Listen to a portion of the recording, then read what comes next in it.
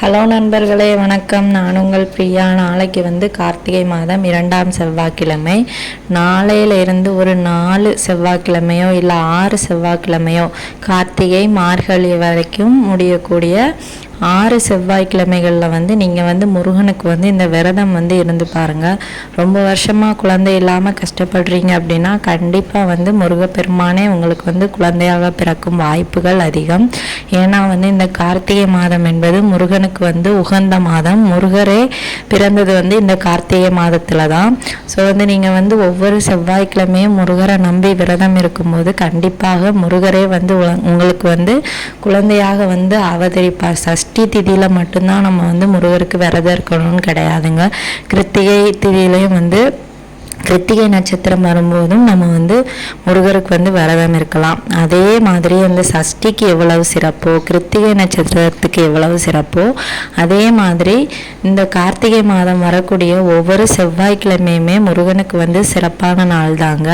இதில் நீங்கள் நான் சொல்கிற இந்த விரதத்தை இருந்து நான் சொல்கிற இந்த நாமத்தை ஒரு 6 முறை சொல்லிட்டு வந்தீங்க அப்படின்னா கண்டிப்பாக உங்களுக்கு இந்த 6 செவ்வாய்க்கிழமை முடிந்ததுமே உங்களோட கர்ப்பம் உங்களுக்கு உறுதியாக நிற்கும். இது நிதர்சனமான உண்மை. நீங்கள் முருகனை நம்பி செய்யுங்க. எனக்கு நான் உன்னைய நம்பி இதை செய்கிறேன்ப்பா, நீ எனக்கு இதை செய்யன்னு சொன்னாலே அவர் கண்டிப்பாக செய்வார். உங்களோட கர்ம வினைகளும் தீரும். உங்களால் அந்த 6 செவ்வாய்க்கிழமையும் தொடர்ச்சியாக விரதம் இருக்க முடிஞ்சது அப்படின்னா கண்டிப்பாக உங்களோட கர்ம வினைகள் தீர்ந்து உங்களுக்கு குழந்தை பாக்கியம் கண்டிப்பாக கிடைக்கும்.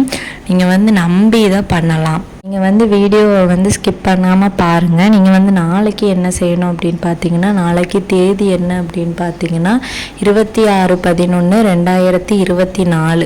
26ங்கிறது ஒரு நல்ல ஒரு ராசியான நம்பர். கண்டிப்பாக இந்த தேதியை நாளைக்கு மிஸ் பண்ணிடாதீங்க. ஏன்னா இந்த செவ்வாய்க்கிழமையில் கண்டிப்பாக நம்ம முருகருக்கு ஒவ்வொரு செவ்வாய்க்கிழமையும் தவறாமல் நம்மளால் விரதம் இருந்து 6 விரதத்தையும் 6 நாள் செவ்வாய்க்கிழமை விரதத்தையும் முடிக்க முடிஞ்சது அப்படின்னா நம்மளை விட அதிர்ஷ்டசாலி யாருமே கிடையாது. ஏன்னா இதுக்கு நிறைய தடங்கல்கள் வரும், தடைகள் வரும். ஏன்னா அவங்களோட கர்ம வினைகளை பொறுத்து தான். ஒரு சில பேருக்கு எந்த தடையும் இல்லாமல் 6 வார விரதத்தையும் முடிச்சிருவாங்க. இது நீங்கள் குழந்தை பேருக்காகத்தான் இருக்கணும்லாம் கிடையாதுங்க. இப்போ உங்களுக்கு வீடு வாங்கணுமா, இல்லை இடம் வாங்கணுமா, இல்லை வீடு கட்ட போகிறீங்க, ரொம்ப கடன் தொல்லையாக இருக்குது, குடும்பத்தில் பிரச்சனையாக இருக்குது, உடல்நிலை சரியில்லாமல் இருக்குது, இப்படி எந்த பிரச்சனைக்கும் நீங்கள் இதை நம்பி செய்யலாம். ஆனால் குழந்தை இல்லாதவங்களுக்காக இது இன்னும் கொஞ்சம் ஸ்பெஷல் தரும். ஏன்னா நாளைக்கு செவ்வாய்க்கிழமைங்கிறதுனால நீங்கள் நாளைக்கு என்ன மாதிரியான விரதம் இருக்கணும், எந்த டைமில் இருக்கணும் அப்படின்னு பார்த்தீங்கன்னா, நாளைக்கு காலை ஹோரை நேரத்தில் நீங்கள் இந்த விரதத்தையும் நான் சொல்கிற இந்த நாமத்தையும் சொன்னீங்க அப்படின்னா அது ரொம்பவே உங்களுக்கு சிறப்பாக இருக்கும். உங்களோட வேண்டுதல்கள் கண்டிப்பாக நடக்கும். ஒரு சில பேர் பிரம்ம முகூர்த்த நேரத்துலையும் இந்த மாதிரி விரதங்களும் பூஜைகளும் செய்வாங்க. ஸோ நாளைக்கு நீங்கள் நான்வெஜ் எடுக்கக்கூடாது, ரொம்ப சுத்தமாக இருக்கணும். அதே மாதிரி காலையிலே எழும்பி குளிச்சுக்கோங்க. பிரம்ம முகூர்த்த நேரமாக இருந்தாலும் முருகனுக்காக இதை பண்ண போகிறீங்க அப்படின்னா கண்டிப்பாக காலையில் குளிச்சுருங்க. குளிச்சுட்டு ஒரே ஒரு நெய் தீபம் மட்டும் நீங்கள் ஏற்றினா போதும்.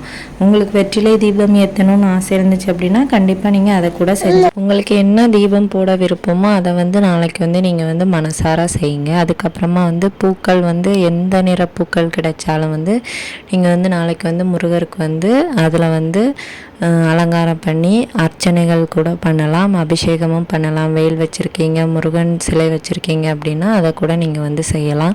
செவ்வரளி பூக்கள்னால் ரொம்ப விசேஷம், சிவப்பு நிற பூக்கள் ரொம்பவும் விசேஷம்.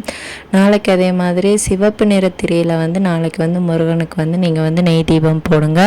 கண்டிப்பாக நீங்கள் கேட்குறது எல்லாத்தையும் அவர் கொடுப்பார். அப்புறம் என்ன மாதிரியான விரதம் இருக்கணும் அப்படின்னு பார்த்தீங்கன்னா, நாளைக்கு நீங்கள் தண்ணீர் மட்டும் குடித்து விரதம் இருங்க. காலையில் நீங்கள் ஃபஸ்ட் டைமாக இதுதான் விரதம் இருக்க ஸ்டார்ட் பண்ணுறீங்கன்னா அப்படின்னா உங்களால் இருக்கிறது ரொம்ப கஷ்டம், இல்லை நான் பண்ணிடுவேன் அப்படின்னா நீங்கள் காலையிலேருந்து 6 மணி வரை இருந்தால் போதும். அதுக்கப்புறமா நீங்கள் விளக்கு வச்சு முடிச்சுட்டு சாப்பிடலாம். இல்லைன்னா இரவு ஹோரை வரை இருக்கிறேன் அப்படின்னா 9 மணி வரை நீங்கள் விரதம் இருக்கணும். உங்களோட உடம்பு தாங்கும் அப்படின்னா நீங்கள் இதை தாராளமாக செய்யலாம். காலையில் இருந்தே தொடங்கிருங்க. எப்போமெல்லாம் பசிக்குதோ அப்போல்லாம் தண்ணி குடிச்சிக்கோங்க. இல்லை சும்மா இருக்கிற டைம் கூட வந்து நீங்கள் வந்து தண்ணி குடிச்சிக்கலாம். ஏன்னா தண்ணி வந்து அதிகமாக குடிக்கும்போது உங்களுக்கு வந்து பசி வந்து தெரியாமல் இருக்கும். இல்லாட்டி உங்கள் பாடி வந்து டீஹைட்ரேட் ஆகி உங்களுக்கு வந்து மயக்கம்லாம் வர மாதிரி இருக்கும். முதல் முறையாக நீங்கள் வந்து விரதம் இருக்க தொடங்குறீங்க அப்படின்னா கொஞ்சம் உடம்பு வந்து பார்த்துக்கோங்க. உங்களுக்கு வந்து செட் ஆகாது. ஒரு சில பேருக்கு தலைவலியெல்லாம் வரும். ஸோ அதனால் ஒரு வேளை சாப்பிட்டுட்டு நீங்கள் வந்து விரதம் இருக்கலாம். காலையிலேயே சாப்பிடலாம். இல்லை மத்தியானம் வந்து ஒரு வேளைக்கான உணவு எடுத்துக்கலாம். அதாவது ஏதாவது சாதங்கள் எடுத்துக்கலாம். புளி சாதம், லெமன் சாதம், இந்த மாதிரி ஏதாச்சும் சாதம் எடுத்துக்கலாம். இல்லை வந்து வெறும் தயிர் மட்டும் போட்டு சாப்பாடு எடுக்கலாம். இந்த மாதிரி ஏதாச்சும் எடுத்துகிட்டு ஒரு வேளை மட்டும் சாப்பிட்டுட்டு விரதம் இருக்கலாம். இல்லை பாலும் பழமும் சாப்பிட்டுட்டு விரதம் மோஸ்ட்லி வந்து தண்ணீர் மட்டும் குடித்து நம்ம வந்து விரதம் இருக்கும்போது கண்டிப்பாக வந்து நல்ல ஒரு பலன் கிடைக்கும். ஏன்னா வந்து முருகன்கிட்ட வந்து யார் யாரெல்லாம் விரதம் இருந்து மனமுருகி அவரை வந்து நம்பி கேட்குறீங்களோ அவங்களுக்கு வந்து கண்டிப்பாக அவர் வந்து கொடுப்பாரு. உங்களுக்கு வந்து எத்தனை வருஷமாக குழந்தை இல்லைனாலும் இந்த கார்த்திகை மாதத்தில் வரக்கூடிய இந்த செவ்வாய்க்கிழமையில் வந்து நீங்கள் வந்து இந்த விரதத்தை இருந்து பாருங்கள். கண்டிப்பாக உங்களுக்கு வந்து நிறைய மாற்றங்களை வந்து உங்கள் லைஃப்பில் வந்து நீங்கள் வந்து பார்ப்பீங்க. கண்டிப்பாக உங்களுக்கு வந்து ப்ரெக்னென்சி வந்து கன்ஃபார்ம் ஆகும். ஸோ வந்து அதுக்கப்புறமா முருகனுக்கு வந்து நாளைக்கு என்ன மாதிரியான நெய்வேத்தியங்கள் வைக்கணும் அப்படின்னா உங்களுக்கு வந்து மனசார அவருக்கு வந்து என்னது வைக்கணும் வச்சு வந்து அவரை வந்து கும்பிடணும் அப்படின்னு வந்து உங்களுக்கு தோணுதோ அதை வந்து உங்கள் வீட்டில் இருக்கிற பொருளை வச்சு நீங்கள் கும்பிட்டாலும் போதும். அந்த மாதிரி கூட வச்சு கும்பிடலாம். கற்கண்டு இருக்குன்னா கற்கண்டு, தேன் இருக்குன்னா தேன், பால் இருக்குன்னா பால், இல்லை பழம் இருக்குன்னா அதை கூட வச்சு கும்பிடலாம். இல்லைனா கொஞ்சம் பெருசாக படையல் மாதிரி போட்டு கும்பிட போகிறோன்னா அப்படியும் கும்பிடலாம். ஒன்றும் பிரச்சனை கிடையாது. இதை வந்து காலையில் வரக்கூடிய ஹோரையிலேயோ மத்தியானம் வரக்கூடிய ஹோரை நேரத்துலேயோ வந்து செஞ்சு பாருங்கள். இன்னும் நல்ல சிறந்த பலன்களை வந்து நீங்கள் வந்து எதிர்பார்க்கலாம்.